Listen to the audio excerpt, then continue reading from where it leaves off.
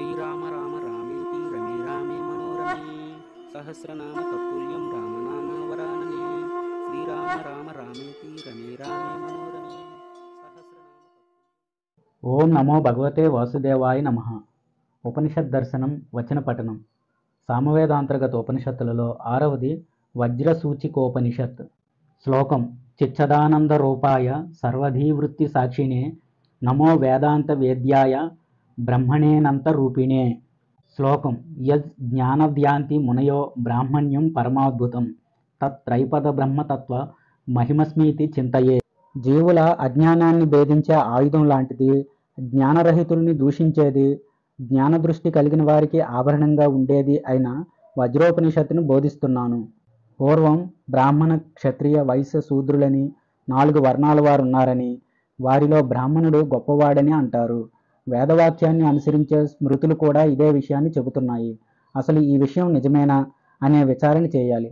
అసలు బ్రాహ్మణుడు అంటే ఎవరు?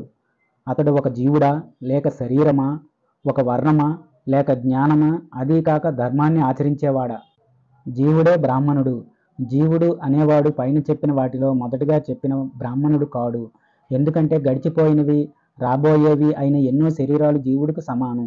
జీవుడు ఒక్కడే తన కార్యానుసారం వివిధ రకాల శరీరాల్ని పొందుతున్నాడు. ఈ సమస్త శరీరాల్లో జీవుడు ఒకే రూపంతో ఉన్నాడు. అందుకే జీవుడు బ్రాహ్మణుడని చెప్పటం సరికాదు. శరీరమే బ్రాహ్మణుడు, ఇది కూడా సరికాదు. శరీరం అనేది పంచభూతాలతో నిర్మించబడినందువల్ల, మానవులందరూ ఒకే రకమైన ఆకారాన్ని కలిగి ఉండటం వల్ల, వార్ధక్యం, మరణం అనేవి అందరికీ సమానం కావటం వల్ల బ్రాహ్మణుడు తెల్లగా, క్షత్రియుడు ఎర్రగా, వైశ్యుడు పచ్చగా, శూద్రుడు నల్లగా ఉండాలనే నియమం ఏదీ లేనందువల్ల పిత్రాదుల్ని అనగా తల్లిదండ్రుల్ని మరణించినప్పుడు దహనం చేసినప్పుడు పుత్రాదులకు బ్రహ్మహత్యాది దోషాలు కూడా సంభవించటం వల్ల ఈ శరీరాన్ని బ్రాహ్మణుడు అని చెప్పటానికి వీలు లేదు. ఇక వర్ణమే బ్రాహ్మణుడు, ఇది కూడా తప్పు.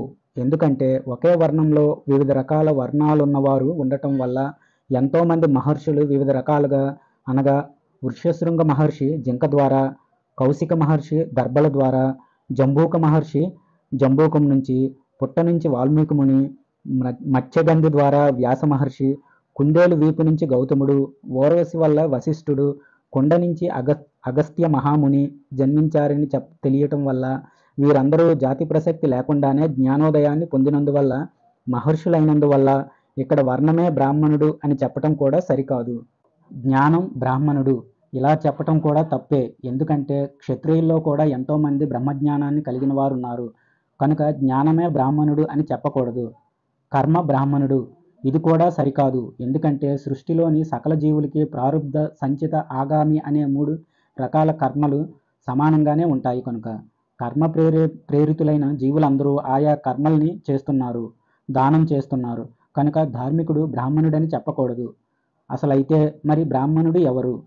ఎవడైతే అద్వితీయుడు, జాతి గుణ క్రియారహితుడు, షట్ ఊర్ములు, షట్ అనగా 6 రకాల భావ వికారాలు లేనివాడు, సత్యజ్ఞాన అనంత ఆనంద స్వరూపుడు, నిర్వికల్ప సంకల్పుడు, సకల సంకల్పాలకి ఆధారమైనవాడు, సమస్త భూతాలలో అంతర్యామిగా ఉండేవాడు, ఆకాశంలాగా బాహ్యంలో ఆభ్యంతరంలో వ్యాపించినవాడు, అవిచ్ఛిన్నమైన ఆనందాన్ని అనుభవించేవాడు, అప్రమేయుడు, తన అనుభవంతో మాత్రమే గ్రహించదగినవాడు, స్వయంగా ప్రకాశించే ఆ భగవంతుణ్ణి అత్యంత సులభంగా ప్రత్యక్షం చేసుకునేవాడు, ఎలాంటి దోషాలు లేనివాడు, శాంతాది సద్గుణ సంపన్నుడు, మోహం, మాత్సర్యం లాంటి దోషాలు లేనివాడు, దంభాన్ని, అహంకారాన్ని లోపలికి చేరనీయనివాడు, ఇలాంటి గుణాలున్నవాడే బ్రాహ్మణుడు అని శృతి, స్మృతి, పురాణ ఇతిహాసాలు చెబుతున్నాయి. ఇక్కడ చెప్పిన లక్షణాలు గనుక లేకపోతే బ్రాహ్మణత్వం అనేది బ్రాహ్మణుడికి సిద్ధించదు. ఆ పరమాత్మను సచ్చిదానంద స్వరూపుడిగా, అద్వితీయుడిగా, పరబ్రహ్మగా భావించాలి. సామవేద అంతర్గత ఉపనిషత్తులలో 6వది వజ్రసూచికోపనిషత్తు సమాప్తం. స్వస్తి. జయ శ్రీరామ.